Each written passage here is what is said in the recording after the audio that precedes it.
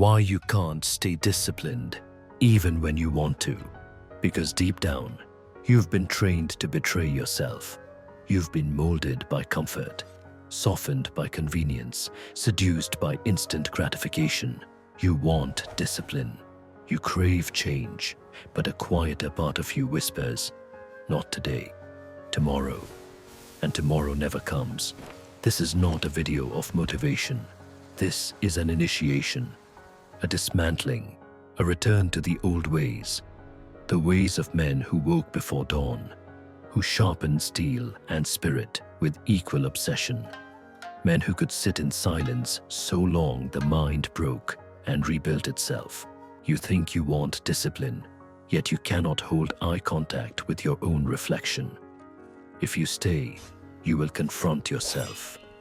If you leave, you will continue to decay unnoticed. Two truths remain unspoken. First, your lack of discipline is not laziness, it is identity. Second, there is a door, ancient and hidden, that leads out of this weakness. But it demands a price, and most men will never pay it. Silence. Breathe. We begin. Chapter 1. The modern weakness. You wake up with intention, but when the alarm rings, your hand doesn't rise like a blade. It flops like a fish. Snooze. 5 more minutes that become 30. You scroll. You watch other men achieve in small rectangles of light while you dissolve into the mattress. You say you will start today. Gym, work, study, focus. You promise yourself, but the day begins to leak away. A snack first, a YouTube video, one game match, one more notification. Suddenly the sun sets and guilt crawls across your chest like a weight. You feel it, the shame, the whisper inside your skull. You said you would be better. Why are you like this? You try to stand, but your mind negotiates. You postpone. You lie to yourself with sweet words. I'll try harder tomorrow. I just need to feel motivated. I need to fix my schedule first. I need to get my life together. You do everything except the thing you must do. Weeks pass, then months. Your potential sits like a rusting sword on a shelf. You feel the rot. You feel the softening. Your spine bends. Your will dissolves. You fear failure, yet you fear success more. You fear the man you could be, because he demands a death of who you are now. This is the modern man, addicted to comfort, terrified of effort, drowning in pleasure while starving for meaning. Do not look away. This is you. Chapter 2. The ancient door. But once, there were men who would rather die than live without honor. Men who carved discipline into their bones with ritual and blood. The samurai of old Japan. Warriors of stillness, guardians of death awareness. They followed Bushido, the way of the warrior, a code that made weakness unbearable. Legend tells of Tsukahara Bokuden, a swordsman who mastered 3 styles of combat. When asked about victory, he said, "My style is no sword," not because he lacked a weapon, but because the greatest battle is fought within. Before steel clashed, he conquered himself. The samurai did not pursue motivation. They forged habits through pain. They sat beneath waterfalls until breath vanished. They practiced draw cuts until hands bled. They slept ready to die at any moment. Discipline was not a task. It was identity, a religion of action. This system still exists, like a locked gate in the mind of men, not designed to make you productive, designed to transform you, to burn the old you, to reshape the nervous system, the instincts, the self. Cross this threshold, your life will never be the same. But be warned, the door only opens for those who first accept their own weakness, and many turn back. Chapter 3. The Broken Man. He was an ordinary man.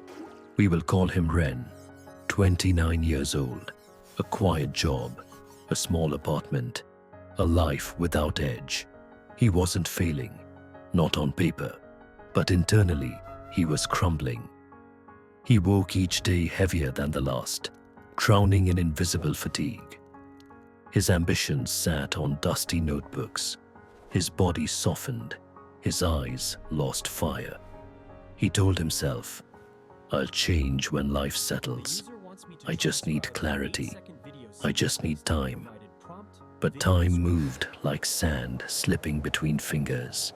His girlfriend left, saying she no longer saw the man she once admired. At work, he was overlooked. Younger men advanced while he remained still. His parents asked if he was okay. He smiled and lied. He drank more, slept later. Scroll, scroll, scroll, spiraling downward, slowly enough to pretend everything was fine. Until one night, he sat alone in the dark and realized something devastating. No one was coming to save him. Not motivation, not inspiration, not another January resolution. He felt hollow, a shell, a ghost of potential. Tears carved lines down his face. He whispered into the silence, "I can't live like this anymore." And that was the moment of surrender. Chapter 4. The first law. Do what must be done, not what you feel like. Ren found an old text speaking of Bushido. One passage struck him like a blade. A warrior does not act when he feels like it. He acts because it is time. This was the first law. Action without permission from emotion. The ancient warriors trained daily, regardless of weather, mood, injury, or fear. They understood that discipline is not about wanting. It is obedience to mission. Feelings are irrelevant. Psychology shows that waiting to feel motivated is death. The brain rewards the familiar. Comfort becomes a cage, so the warrior flips the order. Action first, feelings later. Ren set one rule. Wake at 5 a.m. No negotiation, no debate. The first morning, he launched from bed like it was on fire. His body screamed. His mind begged for rest.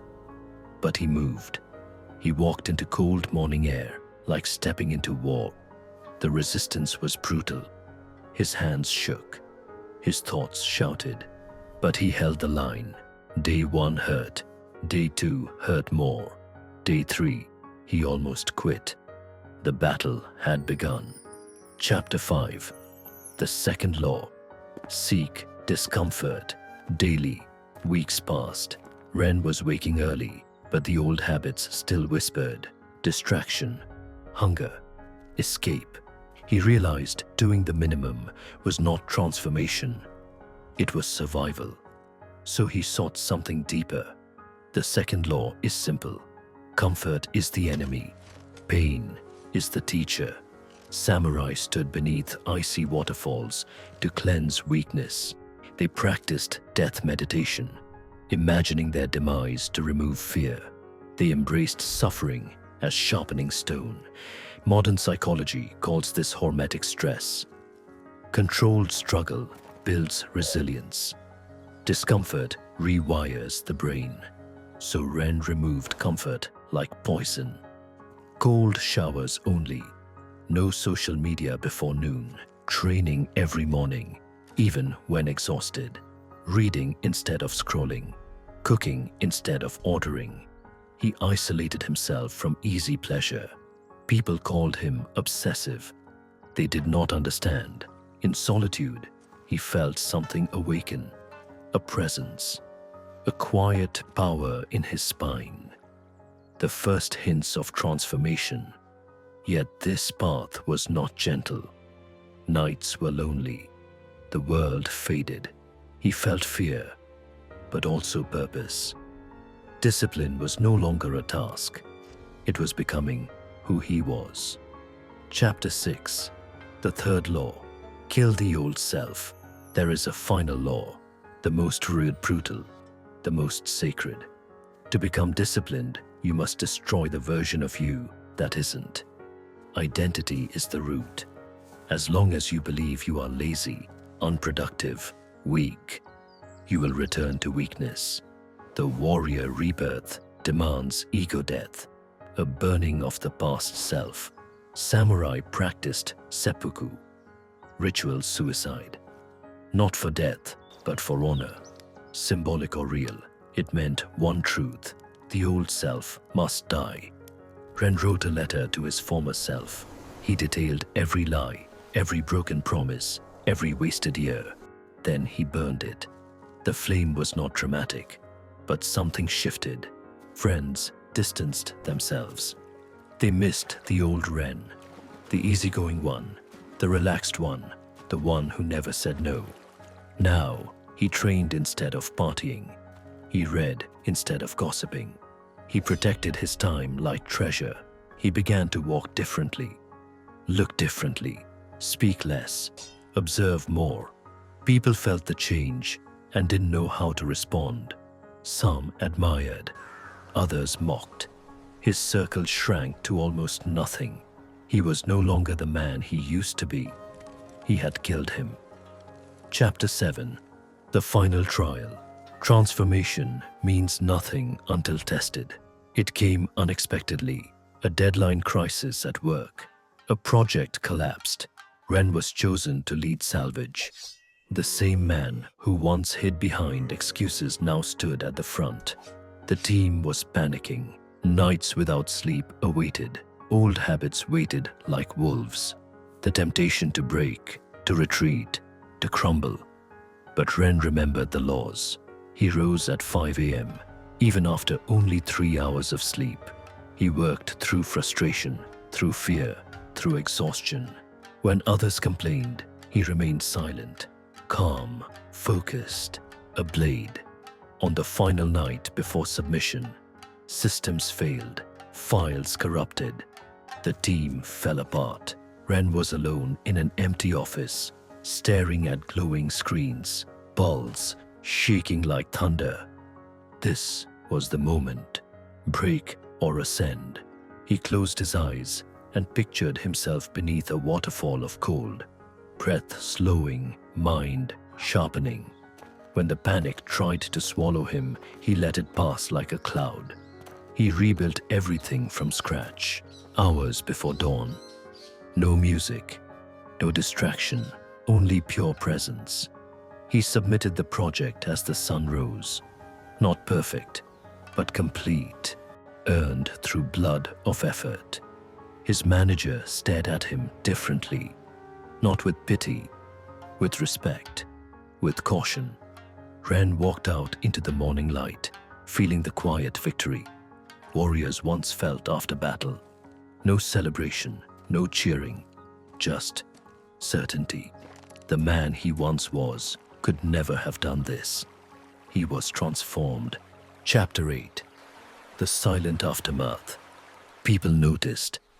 They spoke quietly about him, some curious, some intimidated. His girlfriend reached out again. He did not reply. He was not seeking validation anymore. His posture straightened. His gaze became steady. He no longer rushed. Every step intentional. He found beauty in routine, not distraction. He no longer sought comfort. Comfort sought him, and he denied it like a trap. Success brought isolation. Growth does. The higher you climb, the fewer stand beside you. But in the silence, Ren found peace. A power that does not need to be proven. A fire that does not need to be seen. The weak avoid him now. The disciplined do not need to speak. A warrior stands alone. Now, look at yourself.